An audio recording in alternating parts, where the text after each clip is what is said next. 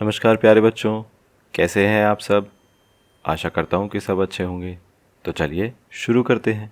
आज हम करेंगे वर्कशीट नंबर 108। ये हमारी मैथमेटिक्स की वर्कशीट होने वाली है 13 नवंबर 2020 की। इधर बच्चे अपनी क्लास का सेक्शन लिखेंगे, इधर अपना नाम लिखेंगे और इधर अपने टीचर का नाम लिखेंगे। आज हम क्या सीखने वाले हैं? Draw different circles, measure their radii and see how the size of circle changes with its radius.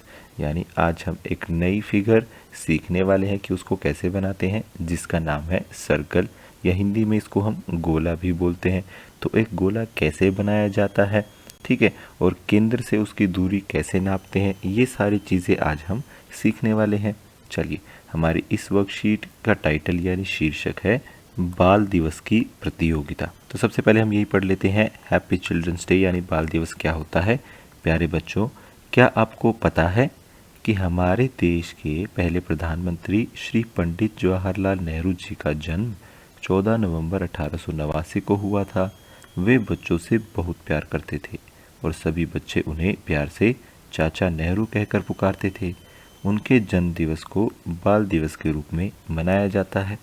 ठीक है, तो 14 नवंबर को हर साल चिल्ड्रंस डे यानी बाल दिवस मनाया जाता है। क्यों? क्योंकि हमारे पहले जो प्रधानमंत्री थे श्री पंडित जवाहरलाल नेहरू, उनका जन्म 14 नवंबर को हुआ था और वे बच्चों से बहुत प्यार करते थे और उन्हें चाचा नेहरू भी पुकारते थे। तो चलिए आगे बढ़ते हैं। बाल दिवस अर्थात बच्चों का दिन, इसे स्कूल में बच्चे बड़े उत्साह के साथ मनाते हैं। मनीष को याद है कि पिछले साल उनके स्कूल में बाल दिवस पर बहुत सी प्रतियोगिताएं हुई थी, जिनमें उसने भी भाग लिया था।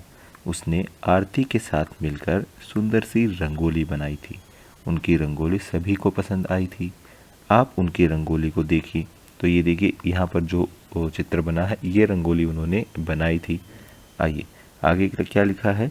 प्रश्न नंबर 1 में लिखा है कि इस रंगोली में सबसे प्रमुख आकृति कौन सी है। प्रमुख का मतलब होता है मेन, जो आपको सीधे सीधे दिख रही हो। ठीक है, तो वो आकृति यानी वो शेप है एक सर्कल यानी एक गोला। तो आइए ये हम यहाँ पर लिख लेते हैं, एक गोला। ठीक है, या इसको हम इंग्लिश में सर्कल भी बोलते हैं या हिंदी में हम इसको वृत्त भी बोलते हैं। चलिए आगे बढ़ते हैं। प्रश्न नंबर 2 में लिखा है कि क्या आपने कभी ऐसा कोई खेल खेला है जब आपको ज़मीन पर घेरा यानी गोला बनाने की ज़रूरत पड़ी हो।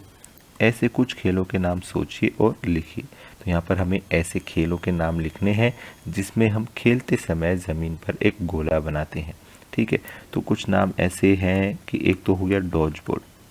ठीक है, डॉज बॉल कौन सा गेम होता है? डॉज बॉल देखो बेटा क्या होता है कि इसमें 2 टीमें होती हैं। ठीक है, एक टीम में प्लेयर क्या होता है, बाहर घेरा बनाकर खड़े हो जाते हैं और उनके हाथ में एक बॉल होती है और बाकी के प्लेयर्स अंदर खड़े होते हैं। तो प्लेयर्स क्या करते हैं, जैसे मान लीजिए इस प्लेयर के पास बॉल है तो वो बॉल को फेंकता है और जो प्लेयर अंदर है उनके पैरों पर बॉल लगनी चाहिए।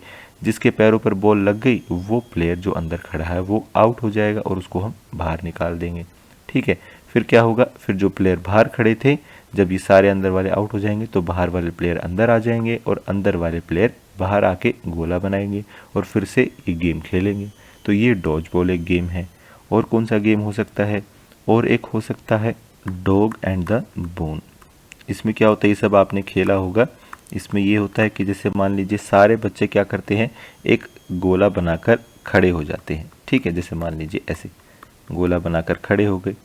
एक प्लेयर बीच में खड़ा होता है, ठीक है, जिसके पास क्या होता है, एक रुमाल होता है। ठीक है, जिसको हम क्या बोलते हैं, बोन। तो ये बाहर से कोई भी एक प्लेयर आके उस रुमाल को उठाकर भागने की कोशिश करता है वापस अपनी जगह पर, लेकिन अगर रास्ते में ये जो बीच में प्लेयर खड़ा है इसने पकड़ लिया तो वो आउट हो जाएगा। ठीक है, फिर जो प्लेयर आउट हो गया वो बीच में आ जाएगा और जो प्लेयर बीच में था वो उसकी जगह पर आ जाएगा। तो इस तरीके का एक गेम होता है डॉग एंड द बोन। ठीक है, तो इस तरह के बहुत सारे गेम होते हैं। अगर आपको कोई और गेम पता है आप वो भी यहाँ पर लिख सकते हैं। एक और गेम होता है, जैसे मुझे उसका नाम तो नहीं पता है, लेकिन अगर आपको वो नाम पता है तो आप यहाँ पर लिख सकते हैं। जैसे उसमें क्या होता है कि बहुत सारे बच्चे यहाँ पर बीच में गोला बना के बैठे होते हैं और एक प्लेयर जो है वो इनके चारों तरफ बाहर घूमता है। उसके हाथ में एक रुमाल होता है, तो जिस भी प्लेयर के पीछे वो रुमाल डालता है उस प्लेयर को उठकर वो रुमाल पकड़कर भागना होता है इस गोले में ही और उस प्लेयर को पकड़ना होता है। ठीक है, तो इस तरह का एक गेम होता है, मुझे उसका नाम तो नहीं पता है, अगर आपको नाम पता है तो आप यहाँ पर लिख सकते हैं। चलिए, वरना ये जो 2 नाम लिखे हैं ये भी सही हैं। आइए आगे बढ़ते हैं। फिर लिखा है, सभी को मनीष का रंगोली के लिए घेरा यानी सर्कल बनाने का तरीका अनोखा लगा। उसने घेरा बनाने के लिए एक धागे और चौक का प्रयोग किया। धागे का एक सिरा आरती को पकड़ाया और फर्श पर एक निशान लगाकर वहां टिका कर रखने को कहा और दूसरे सिरे पर चौक लपेटकर धागे को तना हुआ रखकर घुमाने लगा। धीरे धीरे उन्होंने देखा कि एक पूरा गोला यानी सर्कल बन गया है। अब आप भी अपनी कॉपी में घेरा यानी वृत्त या सर्कल बनाने की कोशिश करें और केंद्र को दिखाएं, चिन्हित करें। पैमाना, स्केल और प्रकार यानी कंपास का भी उपयोग कर सकते हैं। ये देखिए, इधर इस तरीके से उन्होंने एक गोला यानी सर्कल बनाया था। बच्चों, जो गोला या घेर बनाया है उसको हम गणितीय भाषा में वृत्त यानी सर्कल कहते हैं, यानी मैथ्स में उसको हम क्या बोलते हैं, सर्कल यानी वृत्त बोलते हैं। तो मनीष ने ये घेरा यानी ये गोला कैसे बनाया था, ये देखिए, इधर देखते हैं हम। देखो, सबसे पहले उसने क्या किया कि धागे का एक सिरा यानी एक छोर एक जगह पर रख दिया। इसको यहाँ से हिलाना नहीं है बिल्कुल भी, इसको यहीं पर उसने रख दिया। फिर जो धागे का दूसरा सिरा है उस पर उसने एक चौक लपेट दिया। ठीक है, फिर इसको लेकर वो इसके चारों तरफ घूम गया। ठीक है, तो इस तरीके से उसने चारों तरफ एक लाइन बना दी। वो क्या बन गया, एक सर्कल बन गया। अब यहाँ तो थोड़ी सी मेरी शेप खराब हो गई है, लेकिन ये असल में एक सर्कल बन जाएगा सही तरीके से। देखो, कुछ ऐसा यहाँ पर सर्कल बन जाएगा। ठीक है, उसके बीच में एक पॉइंट जो था, ठीक है, जहाँ पर धागे का पहला सिरा था, उसको क्या बोलते हैं, उसको हम केंद्र बोलते हैं। ठीक है, क्योंकि वहीं से ये सर्कल बनना शुरू हुआ था।